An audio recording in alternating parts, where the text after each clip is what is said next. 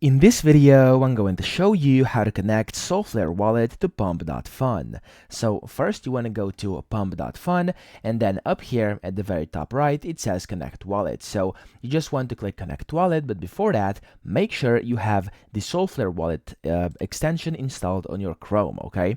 And you are logged in. So once that's done, you want to go to Connect Wallet. And then if it doesn't show over here, you will get an option where it says more wallets. So usually once you first open this up, let me see if I can bring that up. There we go. It says only Phantom. You want to click more wallets. And then Solflare over here, you want to click on that and it will open up this pop-up window. From here, you can click connect, and then it will open up another window where you want to click approve, and then another one where you have to set your username. So I'm just gonna do instant how to, and then okay, just instant how because it's too many characters, and then your bio can be whatever you want it to be, so just type in whatever you want. And as you can see, it says you can change your username once every day, and then you want to select your profile photo if you want to, and then press save.